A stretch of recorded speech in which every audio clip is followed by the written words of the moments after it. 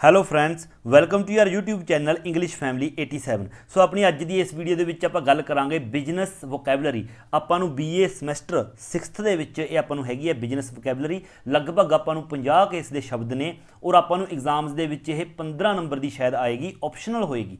ਸੋ ਇਸ ਨੂੰ ਆਪਾਂ ਥੋੜੇ ਜਿਹੇ ਆਸਾਨ ਵਰਡਿੰਗ ਦੇ ਵਿੱਚ ਲਿਖਣ ਦੀ ਕੋਸ਼ਿਸ਼ ਕੀਤੀ ਹੈ। ਆਈ ਹੋਪ ਕਿ ਤੁਹਾਨੂੰ ਪਸੰਦ ਆਏਗੀ। ਦੇਖੋ ਆਪਾਂ ਸ਼ੁਰੂ ਕਰਦੇ ਹਾਂ। ਸਭ ਤੋਂ ਪਹਿਲਾਂ ਆਪਣੇ ਲਵੇ ਸ਼ਬਦ ਹੈ ਐਡਡ ਵੈਲਿਊ। ਐਡਡ ਵੈਲਿਊ ਕੀ ਹੁੰਦੀ ਹੈ? ਔਰ ਇਹ ਸਾਰੇ ਜਿਹੜੇ ਸ਼ਬਦ ਨੇ ਨਾ ਬਿਜ਼ਨਸ ਲੈਂਗੁਏਜ ਦੇ ਸ਼ਬਦ ਨੇ, ਹੈ ਨਾ। ਐਡਡ ਵੈਲਿਊ ਹੁੰਦਾ, ਦੇਖੋ ਅੱਗੇ ਤੁਸੀਂ ਨੇ ਐਗਜ਼ਾਮ ਦੇ ਵਿੱਚ ਨਾ ਇਸੇ ਤਰ੍ਹਾਂ ਕਰਨਾ ਹੈ। ਮੰਨ ਲਓ ਤੁਹਾਨੂੰ ਇਸ ਤਰ੍ਹਾਂ ਦੇ ਸ਼ਬਦ ਆਏ, ਐਡਡ ਵੈਲਿਊ, ਏਜੰਡਾ, ਇਸ ਤਰ੍ਹਾਂ ਤੁਹਾਨੂੰ 20 ਇਸ ਤਰ੍ਹਾਂ ਉਹਨਾਂ ਨੇ ਸ਼ਬਦ ਦਿੱਤੇ, ਤਾਂ ਤੁਸੀਂ ਨੇ ਉਹਨਾਂ ਵਿੱਚੋਂ 15 ਲਿਖਣੇ ਨੇ ਔਰ ਇਸ ਤਰ੍ਹਾਂ ਲਿਖ ਕੇ ਐਡਡ ਵੈਲਿਊ ਇਸੇ ਤਰ੍ਹਾਂ ਲਿਖਣਾ ਤੁਸੀਂ ਨੇ ਔਰ ਅੱਗੇ ਉਸ ਦੀ ਇਸ ਤਰ੍ਹਾਂ ਤੁਸੀਂ ਨੇ ਡੈਫੀਨੇਸ਼ਨ ਹੈ ਜਿਹੜੀ ਉਹ ਦੇਣੀ ਹੈ ਜਿਸ ਤਰ੍ਹਾਂ ਆਪਾਂ ਲਿਖਿਆ। ਸੋ ਦੇਖੋ ਸਭ ਤੋਂ ਪਹਿਲਾਂ ਐਡਡ ਵੈਲਿਊ ਦਾ ਮਤਲਬ ਕੀ ਹੁੰਦਾ ਹੈ? An improvement or addition. Improvement ਹੁੰਦਾ ਸੁਧਾਰ ਕਰਨਾ, ਐਡੀਸ਼ਨ ਹੁੰਦਾ ਕੁਝ ਜੋੜਨਾ। Addition to something to make it more valuable.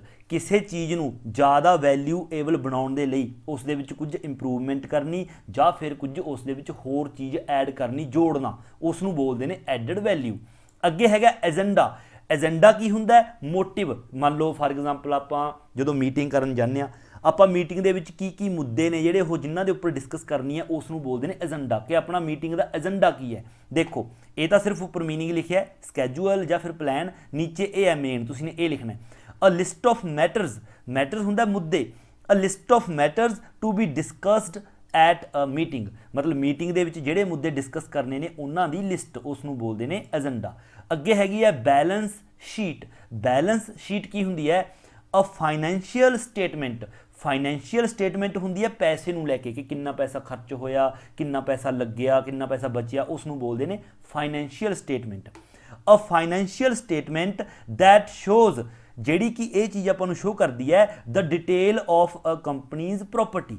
ਇੱਕ ਕੰਪਨੀ ਦੀ ਜਿਹੜੀ ਪ੍ਰੋਪਰਟੀ ਹੈ ਉਸ ਦੀ ਪੂਰੀ ਡਿਟੇਲ ਆਪਾਂ ਨੂੰ ਸ਼ੋ ਕਰਦੀ ਹੈ, ਉਸ ਨੂੰ ਫਾਈਨੈਂਸ਼ੀਅਲ ਸਟੇਟਮੈਂਟ ਹੈ ਜਿਹੜੀ, ਉਸ ਨੂੰ ਬੈਲੈਂਸ ਸ਼ੀਟ ਉਸ ਨੂੰ ਬੋਲਦੇ ਨੇ।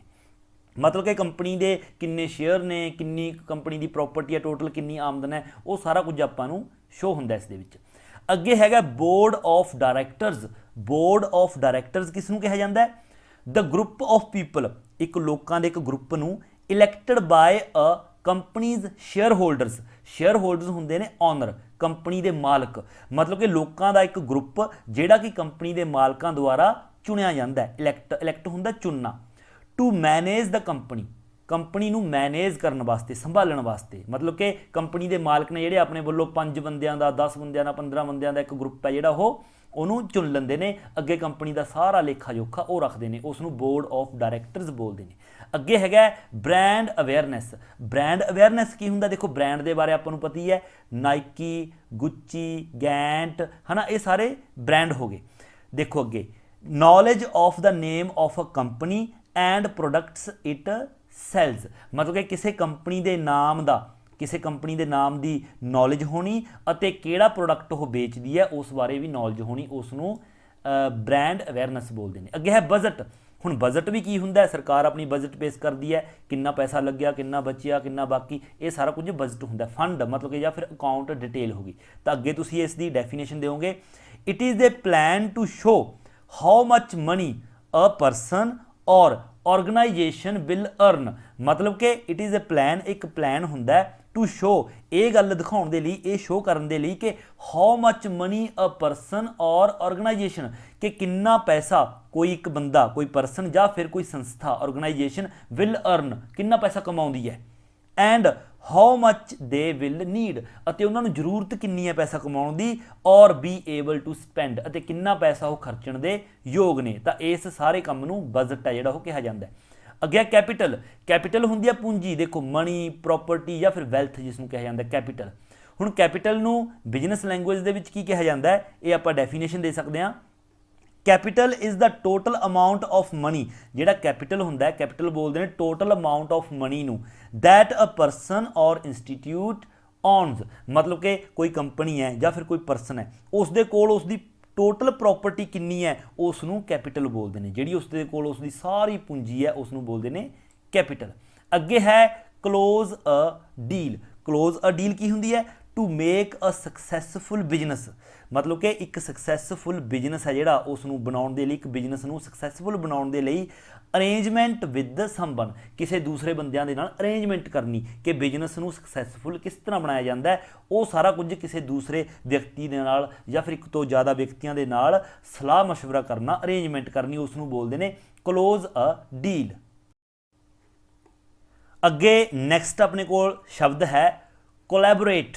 ਕੋਲੈਬੋਰੇਟ ਕੀ ਹੁੰਦਾ? ਜੇਕਰ ਤੁਸੀਂ ਧਿਆਨ ਨਾਲ ਮਤਲਬ ਸੋਚੋ, ਜਿਹੜੇ ਆਪਣੇ ਸੌਂਗਸ ਵੀ ਆਉਂਦੇ ਨੇ, ਮੰਨ ਲਓ ਇੱਕ ਤੋਂ ਵੱਧ ਜਣਿਆਂ ਨੇ ਸੌਂਗ ਕੋਈ ਗਾਇਆ ਗਿਆ ਹੁੰਦਾ, ਇੱਕ ਸੌਂਗ ਦੇ ਵਿੱਚ ਇੱਕ ਤੋਂ ਜ਼ਿਆਦਾ ਕਲਾਕਾਰ ਹੁੰਦੇ ਨੇ, ਉਸ ਨੂੰ ਕੋਲੈਬੋਰੇਸ਼ਨ ਕਿਹਾ ਜਾਂਦਾ। ਜਿਸ ਤਰ੍ਹਾਂ ਕਿ ਸੁਖਜਿੰਦਰ ਸਿੰਧੇ ਦਾ ਇੱਕ ਸੌਂਗ ਆਇਆ ਸੀਗਾ ਕੋਲੈਬੋਰੇਸ਼ਨ ਮਤਲਬ ਕਿ ਇੱਕ ਤੋਂ ਜ਼ਿਆਦਾ ਜਣਿਆਂ ਦਾ ਯੋਗਦਾਨ।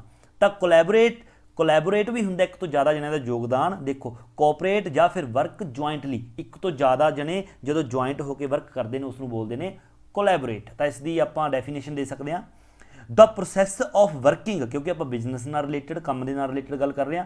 ਦ ਪ੍ਰੋਸੈਸ ਆਫ ਵਰਕਿੰਗ ਮਤਲਬ ਜਿਹੜਾ ਵਰਕਿੰਗ ਕੰਮ ਦਾ ਪ੍ਰੋਸੈਸ ਹੈ, ਟੂਗੈਦਰ ਇਕੱਠੇ ਕਰਨਾ, to achieve a specific and common goal, ਕੋਈ ਸਪੈਸੀਫਿਕ ਹੈ ਨਾ ਜਾਂ ਫਿਰ ਕੋਮਨ ਜਿਹੜਾ ਕੋਈ ਗੋਲ ਹੈ ਉਸ ਨੂੰ ਅਚੀਵ ਕਰਨ ਵਾਸਤੇ, ਅਚੀਵ ਮਤਲਬ ਕਿ ਉਸ ਨੂੰ ਪ੍ਰਾਪਤ ਕਰਨ ਵਾਸਤੇ ਜਦੋਂ ਕੰਮ ਕਰਦੇ ਨੇ ਇੱਕ ਤੋਂ ਜ਼ਿਆਦਾ ਬੰਦੇ ਇਕੱਠੇ ਹੋ ਕੇ ਤਾਂ ਉਸ ਨੂੰ ਕੋਲੈਬੋਰੇਟ ਕਿਹਾ ਜਾਂਦਾ ਹੈ।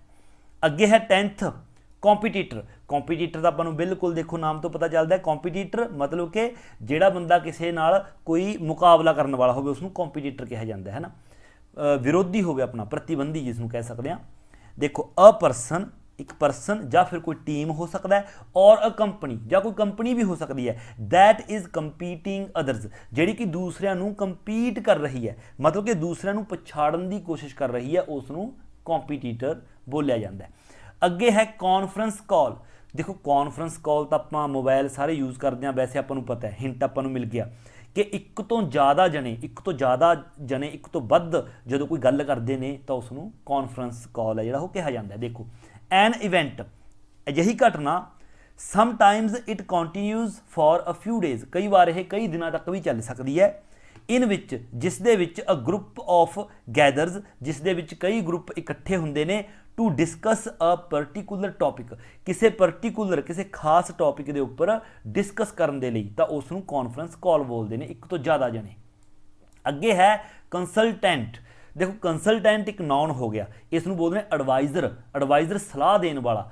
ਕੰਸਲਟ ਦੇਖੋ ਆਪਾਂ ਆਮ ਸ਼ਬਦ ਬੋਲਦੇ ਹਾਂ, ਕੰਸਲਟ ਇੱਕ ਵਰਬ ਹੈ, ਕੰਸਲਟ ਮਤਲਬ ਕਿ ਕਿਸੇ ਦੀ ਸਲਾਹ ਲੈਣੀ, ਤਾਂ ਕੰਸਲਟੈਂਟ ਹੁੰਦਾ ਸਲਾਹ ਦੇਣ ਵਾਲਾ, ਐਡਵਾਈਜ਼ਰ। ਦੇਖੋ ਅ ਪਰਸਨ, ਇਹ ਆਪਾਂ ਡੈਫੀਨੇਸ਼ਨ ਦੇਵਾਂਗੇ, ਅ ਪਰਸਨ ਹੂ ਪ੍ਰੋਵਾਈਡਸ ਹੁੰਦਾ ਹੈ ਮਤਲਬ ਕਿ ਮੁਹੱਈਆ ਕਰਵਾਉਣਾ, ਹੂ ਪ੍ਰੋਵਾਈਡਸ ਐਕਸਪਰਟ ਐਡਵਾਈਸ ਪ੍ਰੋਫੈਸ਼ਨਲੀ, ਜਿਹੜਾ ਕਿ ਆਪਾਂ ਨੂੰ ਪ੍ਰੋਫੈਸ਼ਨਲੀ ਇੱਕ ਐਕਸਪਰਟ ਐਡਵਾਈਸ ਦਿੰਦਾ, ਆਪਾਂ ਨੂੰ ਸਲਾਹ ਦਿੰਦਾ, ਉਸ ਨੂੰ ਬੋਲਦੇ ਨੇ ਕੰਸਲਟੈਂਟ। ਮਤਲਬ ਕਿ ਹਰ ਇੱਕ ਬੰਦਾ ਨਹੀਂ, ਜਿਸ ਮੁੱਦੇ ਦੇ ਨਾਲ ਰਿਲੇਟਡ ਆਪਾਂ ਸਲਾਹ ਲੈ ਰਹੇ ਹਾਂ ਉਸ ਮੁੱਦੇ ਮਤਲਬ ਉਸ ਦੇ ਨਾਲ ਜਿਹੜਾ ਪ੍ਰੋਫੈਸ਼ਨਲੀ ਹੁੰਦਾ ਹੈ, ਮਤਲਬ ਜਿਸ ਨੂੰ ਪ੍ਰੋਫੈਸ਼ਨ ਤੌਰ 'ਤੇ ਉਹ ਆਪਾਂ ਨੂੰ ਸਲਾਹ ਦੇ ਸਕੇ, ਉਸ ਨੂੰ ਬੋਲਦੇ ਨੇ ਕੰਸਲਟੈਂਟ। ਹਰ ਇੱਕ ਬੰਦੇ ਨੂੰ ਨਹੀਂ ਬੋਲਦੇ।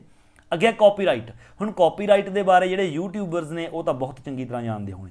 ਹੁਣ ਕਾਪੀਰਾਈਟ ਹੁੰਦਾ ਕੀ ਹੈ? ਦੇਖੋ copyright is your legal right. Copyright ਤੁਹਾਡਾ ਲੀਗਲ ਇੱਕ ਰਾਈਟ ਹੁੰਦਾ, ਹੱਕ ਹੁੰਦਾ। ਕੀ ਹੱਕ ਹੁੰਦਾ? ਟੂ ਕੰਟਰੋਲ ਯੋਰ ਪ੍ਰੋਡਕਸ਼ਨ, ਕਿ ਤੁਸੀਂ ਆਪਣੇ ਪ੍ਰੋਡਕਸ਼ਨ ਨੂੰ ਕੰਟਰੋਲ ਕਰ ਸਕੋ। ਆਫ ਅ ਬੁੱਕ, ਤੁਹਾਡੀ ਕਿਤਾਬ ਵੀ ਹੋ ਸਕਦੀ ਹੈ, ਤੁਹਾਡਾ ਪਲੇ ਵੀ ਹੋ ਸਕਦਾ ਹੈ, ਤੁਹਾਡੀ ਫਿਲਮ ਵੀ ਹੋ ਸਕਦੀ ਹੈ, ਫੋਟੋਗ੍ਰਾਫ ਵੀ ਹੋ ਸਕਦੀ ਹੈ, ਔਰ ਮਿਊਜ਼ਿਕ, ਤੁਹਾਡਾ ਮਿਊਜ਼ਿਕ ਵੀ ਹੋ ਸਕਦਾ ਹੈ। ਹੁਣ ਪ੍ਰੋਡਕਟ ਕਿਸ ਤਰ੍ਹਾਂ? ਮੰਨ ਲਓ ਤੁਸੀਂ ਨੇ ਕੋਈ ਸੌਂਗ ਬਣਾਇਆ, ਮਿਊਜ਼ਿਕ ਬਣਾਇਆ, ਤੁਸੀਂ ਨੇ ਕੋਈ ਕਿਤਾਬ ਲਿਖੀ, ਤਾਂ ਉਸ ਕਿਤਾਬ ਨੂੰ ਕੋਈ ਹੋਰ ਬੰਦਾ ਯੂਜ਼ ਨਹੀਂ ਕਰ ਸਕਦਾ, ਇਹ ਕਾਪੀਰਾਈਟ ਹੈ ਤੁਹਾਡੇ ਲਵੇ। ਜੇਕਰ ਕੋਈ ਹੋਰ ਬੰਦਾ ਉਸ ਕਿਤਾਬ ਨੂੰ ਛਾਪਦਾ ਜਾਂ ਤੁਹਾਡੇ ਸੌਂਗ ਨੂੰ ਕੋਈ ਹੋਰ ਬੰਦਾ ਯੂਜ਼ ਕਰਦਾ, ਕੋਈ ਹੋਰ ਬੰਦਾ ਗਾ ਲੈਂਦਾ ਉਸ ਨੂੰ, ਤਾਂ ਤੁਸੀਂ ਉਸ ਨੂੰ ਕਾਪੀਰਾਈਟ ਦੇ ਸਕਦੇ ਹੋ। ਮਤਲਬ ਕਿ ਲੀਗਲ ਤੁਹਾਡੇ ਕੋਲ ਰਾਈਟ ਹੈ, ਉਸ 'ਤੇ ਕੇਸ ਵਗੈਰਾ ਜਿਹੜਾ ਉਹ ਹੋ ਸਕਦਾ। ਅੱਗੇ ਹੈ ਕੋਰ ਬਿਜ਼ਨਸ। ਹੁਣ ਕੋਰ ਬਿਜ਼ਨਸ ਕੀ ਹੁੰਦਾ? ਦ ਬਿਜ਼ਨਸ ਐਕਟੀਵਿਟੀ, ਇੱਕ business activity that is main source of a company's profit and success. ਇੱਕ ਅਜਿਹੀ ਬਿਜ਼ਨਸ ਐਕਟੀਵਿਟੀ ਜਿਹੜੀ ਕਿ ਕਿਸੇ ਕੰਪਨੀ ਦਾ ਮੇਨ ਪਾਰਟ ਹੁੰਦਾ ਹੈ, ਮਤਲਬ ਮੇਨ ਸੋਰਸ ਹੁੰਦੀ ਹੈ, ਮੇਨ ਸਰੋਤ ਹੁੰਦਾ ਹੈ ਕਿਸ ਚੀਜ਼ ਦਾ? Of a company's profit and success. ਮੰਨ ਲਓ ਕੋਈ ਕੰਪਨੀ ਹੈ, ਉਹ ਕਈ ਪ੍ਰੋਡਕਟ ਬਣਾ ਰਹੀ ਹੈ, ਬਟ ਉਹਨਾਂ ਦੇ ਵਿੱਚੋਂ ਜਿਹੜਾ ਸਭ ਤੋਂ ਮੇਨ ਪ੍ਰੋਡਕਟ ਹੁੰਦਾ ਜਿਸ ਦੇ ਵਿੱਚੋਂ ਕੰਪਨੀ ਨੂੰ ਸਭ ਤੋਂ ਜ਼ਿਆਦਾ ਪ੍ਰੋਫਿਟ ਹੋ ਰਿਹਾ, ਉਸ ਨੂੰ ਕੋਰ ਬਿਜ਼ਨਸ ਆਪਾਂ ਕਹਿ ਸਕਦੇ ਹਾਂ। ਅੱਗੇ ਹੈ shared work space. Shared work space ਕੀ ਹੁੰਦੀ ਹੈ? वर्क और इक्विपमेंट, ਕੰਮ ਜਾਂ ਫਿਰ ਕੋਈ ਇਕਵਿਪਮੈਂਟ ਹੁੰਦਾ ਉਪਕਰਨ, ਆਪਾਂ ਸਮਾਨ ਕਹਿ ਸਕਦੇ ਹਾਂ, ਕੁਝ ਵੀ ਆਪਾਂ ਸਿੰਪਲ ਭਾਸ਼ਾ ਦੇ ਵਿੱਚ। ਸ਼ੇਅਰਡ ਵਿਦ ਅਦਰਸ, ਜਿਹੜੇ ਕਿ ਆਪਾਂ ਦੂਸਰਿਆਂ ਦੇ ਨਾਲ ਸ਼ੇਅਰ ਕਰਦੇ ਹਾਂ, ਆਪਣਾ ਕੰਮ ਕਿਸੇ ਨਾਲ ਸ਼ੇਅਰ ਕਰ ਸਕਦੇ ਹਾਂ, ਆਪਣੇ ਇਕਵਿਪਮੈਂਟਸ ਨੇ ਜਿਹੜੇ ਸਮਾਨ ਹੈ ਆਪਣਾ ਉਹ ਆਪਾਂ ਕਿਸੇ ਨਾਲ ਸ਼ੇਅਰ ਕਰ ਸਕਦੇ ਹਾਂ, ਉਸ ਨੂੰ ਬੋਲਦੇ ਨੇ ਸ਼ੇਅਰਡ ਵਰਕ ਸਪੇਸ। ਅੱਗੇ ਹੈ ਕ੍ਰੈਡੀਟਰ। ਕ੍ਰੈਡੀਟਰ ਕੀ ਹੁੰਦਾ? ਲੈਣਦਾਰ, ਮਤਲਬ ਕਿ ਜਿਹੜਾ ਕਿ ਪੈਸੇ ਲੈਂਦਾ, ਬਕਾਇਆ ਲੈਂਦਾ, ਉਸ ਨੂੰ ਬੋਲਦੇ ਨੇ ਕ੍ਰੈਡੀਟਰ, ਕਿਉਂਕਿ ਕ੍ਰੈਡਿਟ ਹੁੰਦਾ ਉਧਾਰ ਦੇਣਾ, ਕ੍ਰੈਡੀਟਰ ਉਧਾਰ ਲੈਣ ਵਾਲਾ, ਲੈਣਦਾਰ। ਦੇਖੋ ਅ ਪਰਸਨ ਔਰ ਕੰਪਨੀ, ਕੋਈ ਇੱਕ ਪਰਸਨ ਜਾਂ ਫਿਰ ਕੰਪਨੀ, ਟੂ ਹੂਮ, ਜਿਸ ਨੂੰ ਮਨੀ ਇਜ਼ ਔਨਡ, ਜਿਸ ਨੂੰ ਪੈਸਾ ਜਿਹੜਾ ਉਹ ਬਕਾਇਆ ਦਿੱਤਾ ਜਾਂਦਾ, ਉਸ ਨੂੰ ਬੋਲਦੇ ਨੇ ਕ੍ਰੈਡੀਟਰ। ਨੈਕਸਟ ਆਪਣੇ ਕੋਲ ਸ਼ਬਦ ਹੈ ਕਰਾਊਡ ਫੰਡਿੰਗ। ਕਰਾਊਡ ਫੰਡਿੰਗ ਕੀ ਹੁੰਦਾ? ਦੇਖੋ ਫੰਡ ਕੀ ਹੁੰਦਾ? ਫੰਡ ਲੈਣਾ ਕਿਸੇ ਤੋਂ, ਔਰ ਕਰਾਊਡ ਫੰਡਿੰਗ ਜਦੋਂ ਇੱਕ ਤੋਂ ਜ਼ਿਆਦਾ ਜਣੇ, ਕਰਾਊਡ ਕੀ ਹੁੰਦਾ? ਭੀੜ। ਕਰਾਊਡ ਫੰਡਿੰਗ ਜਦੋਂ ਬਹੁਤ ਸਾਰੇ ਲੋਕ ਫੰਡ ਜਿਹੜਾ ਇਕੱਠਾ ਕਰਦੇ ਨੇ, ਪੈਸਾ ਮਤਲਬ ਸਾਰੇ ਆਪਣਾ ਆਪਣਾ ਕੰਟਰੀਬਿਊਸ਼ਨ ਦਿੰਦੇ ਨੇ। ਦੇਖੋ crowd funding is the use of small amounts of capital, ਮਤਲਬ ਪੂੰਜੀ ਦੀ ਇੱਕ ਛੋਟੀ ਰਕਮ, from a large number of individuals, ਜਿਹੜੇ ਕਿ ਇੱਕ ਲਾਰਜ ਨੰਬਰ ਆਫ ਬਹੁਤ ਸਾਰੇ ਲੋਕਾਂ ਤੋਂ ਲਈ ਜਾਂਦਾ, ਫੰਡ ਲਿਆ ਜਾਂਦਾ ਬਹੁਤ ਸਾਰੇ ਲੋਕਾਂ ਤੋਂ, ਕਾਹਦੇ ਵਾਸਤੇ? To finance a new business, ਇੱਕ ਨਵੇਂ ਬਿਜ਼ਨਸ ਦੇ ਲਈ, ਪੈਸੇ ਦੇ ਲਈ। ਮੰਨ ਲਓ ਕੋਈ ਨਵਾਂ ਬਿਜ਼ਨਸ ਹੈ, ਉਸ ਨੂੰ ਚਲਾਉਣਾ, ਨਵੇਂ ਬਿਜ਼ਨਸ ਨੂੰ, ਤਾਂ ਉਸ ਦੇ ਲਈ ਕਈ ਬੰਦੇ ਇਕੱਠੇ ਹੋ ਕੇ ਫੰਡਿੰਗ ਇਕੱਠੀ ਕਰਦੇ ਨੇ, ਪੈਸਾ ਇਕੱਠਾ ਕਰਦੇ ਨੇ, ਤਾਂ ਉਸ ਨੂੰ ਬੋਲਦੇ ਨੇ ਕਰਾਊਡ ਫੰਡਿੰਗ। ਅੱਗੇ ਹੈ ਕਰਕੂਲਮ ਵੀਟਾ। ਕਰਕੂਲਮ ਵੀਟਾ ਕੀ ਹੁੰਦਾ? ਅ ਸ਼ਾਰਟ ਰਿਟਨ ਡਿਸਕ੍ਰਿਪਸ਼ਨ, ਇੱਕ ਸ਼ਾਰਟ ਰਿਟਨ ਡਿਸਕ੍ਰਿਪਸ਼ਨ ਹੁੰਦੀ ਹੈ, ਮਤਲਬ ਸ਼ਾਰਟ ਦੇ ਵਿੱਚ ਲਿਖਿਆ ਹੋਇਆ ਇੰਡੈਕਸ, ਜਿਸ ਨੂੰ ਆਪਾਂ ਬੋਲਦੇ ਹਾਂ ਆਪਣੀ ਬੁੱਕ ਦੇ ਜਿਸ ਤਰ੍ਹਾਂ ਅੱਗੇ ਲਿਖਿਆ ਹੁੰਦਾ ਹੈ, description of your personal detail, ਤੁਹਾਡੀ ਪਰਸਨਲ ਡਿਟੇਲ ਦਾ ਇੱਕ ਸ਼ਾਰਟ ਦੇ ਵਿੱਚ ਲਿਖਿਆ ਹੋਇਆ ਸਾਰਾ, ਮੰਨ ਲਓ ਜਿੰਨੀ ਵੀ ਤੁਹਾਡੀ ਪਰਸਨਲ ਡਿਟੇਲ ਆਪਾਂ ਬਿਲਕੁਲ ਸ਼ਾਰਟ ਦੇ ਵਿੱਚ ਲਿਖ ਦਿੰਦੇ ਹਾਂ, ਹੈ ਨਾ। ਯੋਰ ਕੁਆਲੀਫਿਕੇਸ਼ਨ ਉਸ ਦੇ ਵਿੱਚ ਆ ਜਾਂਦੀ ਹੈ, ਐਂਡ ਯੋਰ ਜੋਬ ਐਕਸਪੀਰੀਅੰਸ, ਅਤੇ ਤੁਹਾਡਾ ਜੋਬ ਐਕਸਪੀਰੀਅੰਸ। ਹੁਣ ਆਪਾਂ ਟੋਟਲ ਤਾਂ ਨਹੀਂ ਦੱਸਦੇ, ਆਪਾਂ ਸਿਰਫ ਇੱਕ ਪੇਜ ਦੇ ਉੱਪਰ ਡਿਟੇਲ ਦੇ ਵਿੱਚ ਆਪਾਂ ਰਿਜ਼ਿਊਮ ਜਿਸ ਨੂੰ ਬੋਲ ਦਿੰਦੇ ਹਾਂ, ਉਸ ਟਾਈਪ ਦੇ, ਉਸ ਨੂੰ ਬੋਲਦੇ ਨੇ ਕਰਕੂਲਮ ਵੀਟਾ। ਅੱਗੇ ਹੈ ਡੈਡਲਾਈਨ। ਦੇਖੋ ਡੈਡਲਾਈਨ ਆਪਾਂ ਨੂੰ ਸਭ ਨੂੰ ਪਤਾ, ਆਪਾਂ ਕਹਿੰਦੇ ਵੀ ਹੁੰਦੇ ਆ ਵੀ ਤੁਹਾਡੇ ਲਈ ਡੈਡਲਾਈਨ ਹੈ, ਮਤਲਬ ਕਿ ਸਿਰਫ ਆਖਰੀ ਬਿਲਕੁਲ ਚੇਤਾਵਨੀ ਦੇਣਾ ਵੀ ਆਹ ਲਾਸਟ ਸਮਾਂ। ਦੇਖੋ ਅ ਡੇਟ ਔਰ ਟਾਈਮ, ਕੋਈ ਡੇਟ ਜਾਂ ਫਿਰ ਸਮਾਂ, ਬਿਫੋਰ ਵਿੱਚ, ਜਿਸ ਤੋਂ ਪਹਿਲਾਂ you have to complete your task, ਜਿਸ ਤੋਂ ਪਹਿਲਾਂ ਤੁਸੀਂ ਆਪਣਾ ਟਾਸਕ ਕੰਪਲੀਟ ਕਰਨਾ ਹੁੰਦਾ, ਉਸ ਨੂੰ ਬੋਲਦੇ ਨੇ ਡੈਡਲਾਈਨ। ਅੱਗੇ ਹੈ ਡਿਜੀਟਲ ਸਟ੍ਰੈਟਜੀ। ਡਿਜੀਟਲ ਸਟ੍ਰੈਟਜੀ ਕੀ ਹੁੰਦੀ ਹੈ? A digital strategy is a company's approach, ਇੱਕ ਕੰਪਨੀ ਦੀ ਅਪਰੋਚ ਹੁੰਦੀ ਹੈ, ਪਹੁੰਚ, ਇੱਕ ਕੰਪਨੀ ਦੀ ਪਹੁੰਚ ਟੂ ਯੂਜ਼ਿੰਗ ਟੈਕਨੋਲੋਜੀ, ਟੈਕਨੋਲੋਜੀ ਦਾ ਯੂਜ਼ ਕਰਕੇ, like computers and internet, computer ਅਤੇ ਇੰਟਰਨੈਟ ਦਾ ਯੂਜ਼ ਕਰਕੇ, ਜਿਸ ਤਰ੍ਹਾਂ ਕਿ internet service, to grow the brand, ਆਪਣੇ ਬ੍ਰਾਂਡ ਨੂੰ ਗਰੋ ਕਰਨਾ, ਉਸ ਨੂੰ ਬੋਲਦੇ ਨੇ ਡਿਜੀਟਲ ਸਟ੍ਰੈਟਜੀ, ਕਿ ਕੰਪਿਊਟਰ ਇੰਟਰਨੈਟ ਦਾ ਯੂਜ਼ ਕਰਕੇ ਆਪਣਾ ਬਿਜ਼ਨਸ ਹੈ ਜਿਹੜਾ ਉਸ ਨੂੰ ਗਰੋ ਕਰਨਾ ਇਹਨਾਂ ਦੀ ਮਦਦ ਦੇ ਨਾਲ। ਅੱਗੇ ਹੈ ਡਿਸਰਪਸ਼ਨ। ਡਿਸਰਪਸ਼ਨ ਕੀ ਹੁੰਦਾ? ਡਿਸਟਰਬੈਂਸ ਹੁੰਦਾ ਡਿਸਟਰਬੈਂਸ ਔਰ ਪ੍ਰੋਬਲਮ, ਡਿਸਟਰਬੈਂਸ ਜਾਂ ਫਿਰ ਪ੍ਰੋਬਲਮ ਵਿੱਚ ਇੰਟਰਪਟ ਐਨ ਇਵੈਂਟ, ਜਿਹੜੇ ਕਿ ਕਿਸੇ ਇਵੈਂਟ ਨੂੰ ਮਤਲਬ ਕਿ ਇੰਟਰਪਟ ਕਰਦੀ ਹੈ, ਇੰਟਰਪਟ ਹੁੰਦਾ ਵਿੱਚ ਟੋਕਣਾ, ਹੈ ਨਾ, ਜਾਂ ਫਿਰ ਭੰਗ ਕਰਦੀ ਹੈ। ਐਕਟੀਵਿਟੀ ਔਰ ਪ੍ਰੋਸੈਸ, ਕਿਸੇ ਵੀ ਐਕਟੀਵਿਟੀ ਜਾਂ ਪ੍ਰੋਸੈਸ ਨੂੰ ਭੰਗ ਕਰਨ ਵਾਲਾ ਕੋਈ ਵੀ ਇਵੈਂਟ, ਤਾਂ ਉਸ ਨੂੰ ਬੋਲਦੇ ਨੇ ਡਿਸਟਰਪਸ਼ਨ। ਅੱਗੇ ਡਾਈਵਰਸੀਫਾਈ, ਥੋੜਾ ਜਿਹਾ ਜ਼ੁਬਾਨ ਫਿਸਲ ਰਹੀ ਹੈ। ਡਾਈਵਰਸੀਫਾਈ ਕੀ ਹੁੰਦਾ? ਇਨ ਆਰਡਰ ਟੂ ਸਕਸੀਡ, ਸਫਲ ਹੋਣ ਦੇ ਲਈ, ਜਾਂ ਫਿਰ increase the range of different types of products, ਜਾਂ ਫਿਰ ਆਪਣੇ ਪ੍ਰੋਡਕਟਸ ਨੇ ਜਿਹੜੇ ਉਹਨਾਂ ਨੂੰ ਇਨਕਰੀਜ਼, ਉਹਨਾਂ ਨੂੰ ਵਧਾਉਣ ਦੇ ਲਈ, ਇਨ ਦਾ ਫੀਲਡ ਆਫ ਬਿਜ਼ਨਸ, ਬਿਜ਼ਨਸ ਦੇ ਵਿੱਚ ਆਪਣੇ ਪ੍ਰੋਡਕਟਸ ਨੇ ਜਿਹੜੇ ਉਹਨਾਂ ਦੇ ਵਿੱਚ ਵਾਧਾ ਕਰਨ ਦੇ ਲਈ, ਉਸ ਨੂੰ ਬੋਲਦੇ ਨੇ ਡਾਈਵਰਸੀਫਾਈ। ਅੱਗੇ economies of scale. Economies of scale ਕੀ ਹੁੰਦਾ?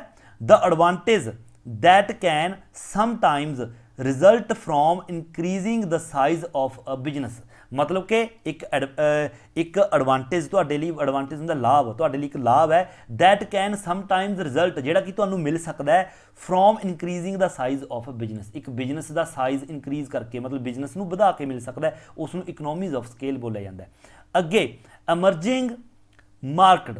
ਅਮਰਜਿੰਗ ਮਾਰਕੀਟ, ਅਮਰਜਿੰਗ ਮਾਰਕੀਟਸ ਕੀ ਹੁੰਦੀ ਹੈ? ਅਮਰਜ ਤਾਂ ਹੁੰਦਾ ਮਿਲਾਉਣਾ, ਹੈ ਨਾ, ਅਮਰਜਿੰਗ ਮਾਰਕੀਟਸ ਹੁੰਦੀ ਹੈ। Emerging markets are the markets, emerging markets ਅਜਿਹੀ ਮਾਰਕੀਟ ਹੁੰਦੀ ਹੈ ਆਫ ਡਿਵੈਲਪਿੰਗ ਕੰਟਰੀਜ਼, ਜਿਹੜੀ ਕਿ ਮਤਲਬ ਡਿਵੈਲਪਿੰਗ ਕੰਟਰੀਆਂ ਹੁੰਦੀਆਂ ਨੇ, that R rapidly growing, and ਜਿਹੜੀ ਕਿ ਬਹੁਤ ਤੇਜ਼ੀ ਦੇ ਨਾਲ ਗਰੋ ਕਰ ਰਹੀਆਂ ਹੁੰਦੀਆਂ ਨੇ, ਐਂਡ ਇੰਡਸਟਰੀਅਲਾਈਜੇਸ਼ਨ, ਅਤੇ ਉਦਯੋਗੀਕਰਨ।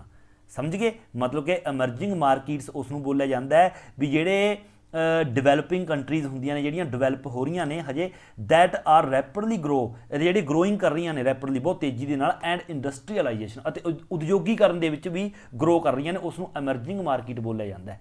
ਮਤਲਬ ਕਿ ਜਿਹੜੇ ਦੇਸ਼ ਵਿਕਾਸਸ਼ੀਲ ਦੇਸ਼ ਨੇ ਉਹਨਾਂ ਨੂੰ।